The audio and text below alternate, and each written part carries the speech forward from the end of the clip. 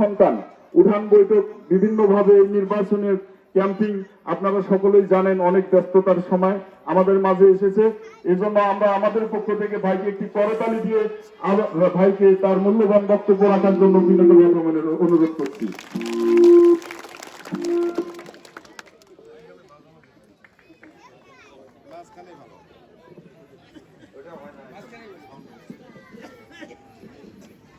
আসসালামু আলাইকুম, আদাব।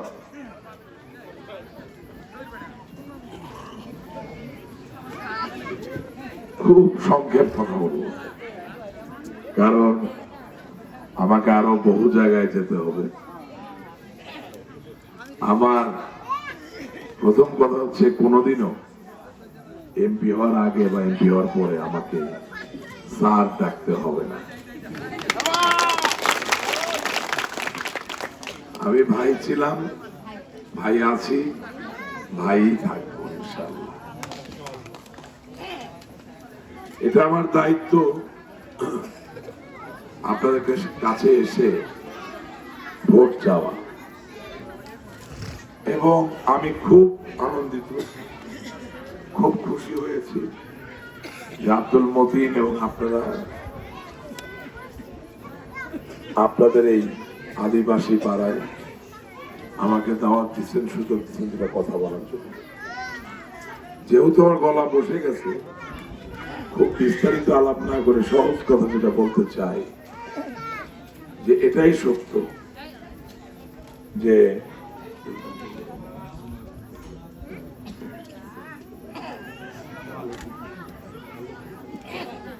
আলতি খালকো তার কথা যেটা বললে এটাই সত্য, যে বাংলাদেশের স্বাধীনতা যুদ্ধে আমাদের বাংলাদেশের আদিবাসীদের যে সাহসী ভূমিকা, এটা তো অনেকে জানে না। এই যে খালি হাতে চলে গেল তীর ধনুক নিয়ে একটা দেশকে স্বাধীন করার জন্য, এটা সোজা কথা। আমার বন্ধু আসছে আমেরিকা থেকে, ও সান ফ্রান্সিসকো আওয়ামী লীগের সভাপতি। ও বোধহয় জানে না যে মিঠাপুকুরের আদিবাসীরা 28 মার্চ তীর ধনুক নিয়ে রংপুরে পাকিস্তানি সেনাবাহিনীর ক্যান্টনমেন্ট দখল করতে। এই যে সাহসিকতা, দেশ মাতৃকার প্রতি যে তাদের ভালোবাসা, এটাকে কোনো অবস্থায় আমরা ছোট হতে দিতে পারি না, ভুলেও যেতে পারি না, বৃথাও যেতে দিতে পারি না। সেই জায়গা থেকে বলছি, আমি যাতে আমার যে রাজনীতি সেটা কঠিন ভাবে স্বাধীনতার যে স্তম্ভগুলো তাতে বিশ্বাস করি। এই রাজনীতি আমি যতদিন করব, এই রাজনীতিকে কেন্দ্র করে জননেত্রী শেখ হাসিনার কাছ থেকে নৌকা নিয়ে আপনাদের সামনে দাঁড়িয়েছি।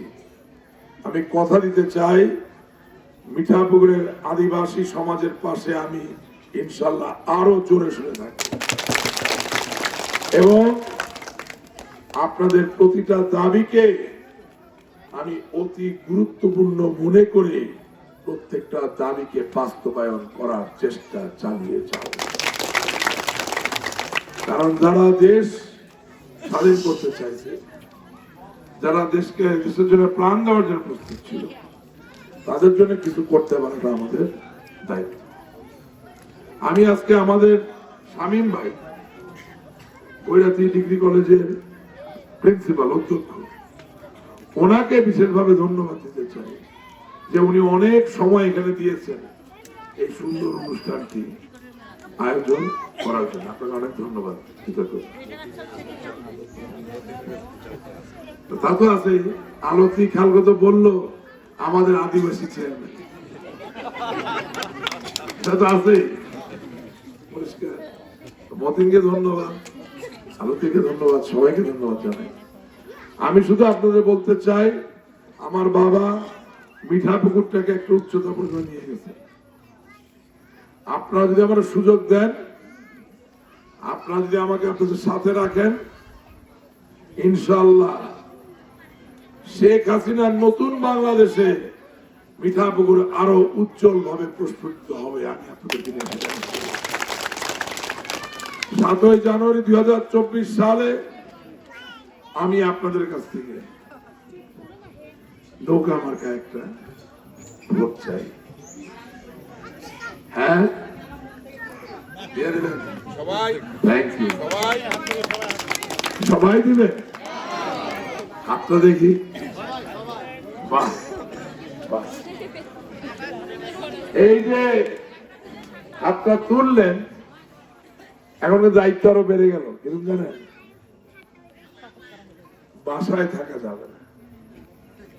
7 জানুয়ারি 2024 সালে একেবারে সকালবেলা ঘুম থেকে উঠে 8টা বাজার আগে ভোট কেন্দ্রে পৌঁছাবেন, এটা আমার অনুরোধ।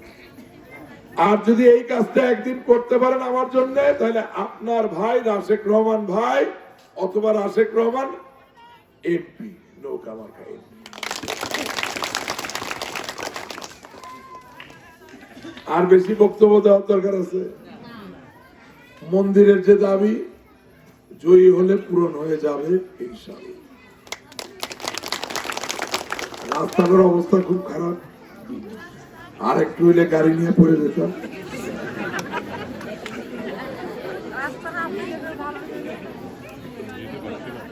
ইনশাআল্লাহ আল্লাহ সুযোগ দিলে,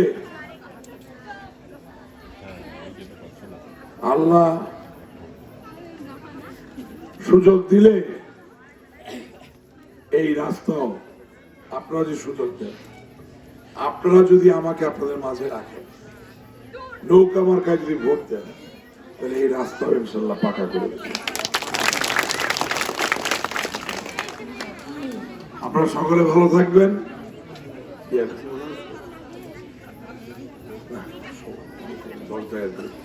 আপনারা সকলে ভালো থাকবেন। জয় বাংলা, জয় বাংলা।